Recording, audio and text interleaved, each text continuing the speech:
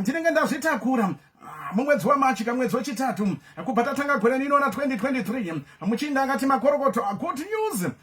News dzinotekenyedza munzeve ndo nhau dzinonakidza kunzwa kuti mudzimai azvitakura. Muchinda akabva andoudzawo vabereki semunhu akanga ari kufara kuti mai mufana andiudza good news kuti zvinenge zvaita izvi.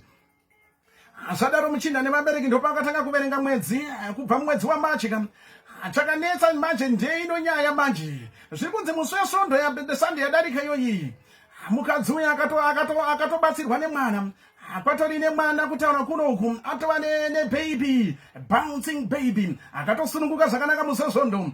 Muchinda anzwa kudara akabvunza nachiremba kuti boy apa zvikanzina nachiremba zvese zvakaringana zvese zvitori mugwara zvese zviri mupipeline nguva yemwana anga atokwana mwana akakwana mwana akasvika. Zvikanzi nemuchinda aukamwa kuti mwedzi waMachi nekuti last Sunday mwedzi waSeptember zviri kuenderana papi. Vana mwene vetsena natezvara vari kutonetseka une nyaya cheyoyo kusvika vazobvunza kuti muroora boy tikatasa nguva yakauya pano mwedzi wakauya pano nepadzava zviri kupindirana here wadiwa ngotiudza chokwadi. Zviri kunzi muroora akambodai dai kuchikazotaiwa mina ndikuudzai chokwadi ndakazongouya pano zvanga asinhumbu ika iyi aisiye mwana wenyu bai zvikanzi kochiko ndokuita sei toita sei. Zvikanzi nemuroora regai kunetsekana muridzi wenhumbu chaiye ndiri kutomuziva regai ndibva ndakuudzai muridzi wacho. Muroora ndobva audza vana amwene nemurume wacho kuti aiwa muridzi wenhumbu ndeuyuyu. Vamwene vanzwa kudano nemurume vakati hatina chekumbobirira kwakubva vanogadzisa muroora mabhegi ndokuenda naye kunomusiya kumuchinda uya anga ataurwa kuti ndiye muridzi wenhumbu. Vachinomusiyawo kuya muchinda akatanga kupopota vakati kwaimi mazouya naye pano sei madii maenda kunomudzosera kwamakamutora bvai pano mese nemunhu wamauya naye endei munomudzosera kwamakamutora.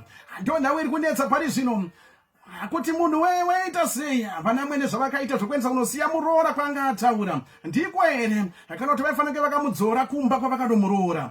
Ndo nhau iri pano ndo chiri mudare kuti zvakaitwa namwene nemurume uyu zvokunosiya muroora kumba kwaka kumuchinda waakataura kuti ndiye muridzi wenhumbu ndizvo chaizvo here. Vaifanike vakanomusiya ikokuku here kana kuti vaifanike vakanomusiya kumba kwavakamutora. Ndo nhau iri pano iyi chatati regai tiuye nacho chedare nhasuro.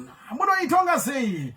Ndimi vatongi vacho atonga itone atonga Zimbabwe tonga atore kuti zvinobuda sei atumire mameseji acho atichiitonga tone inotongeka iyi ndo isingabhonetse manje dare nakakura nandiri kuona nhasuno iri dare pose kuti ngatitonge tone ndo chandinacho nhasuno. Tumira mameseji acho tione atonoti moitonga sei chedare chatinacho nhasuno vadare ndimi mudare mude munhu kwete mbichana handeinayo tone.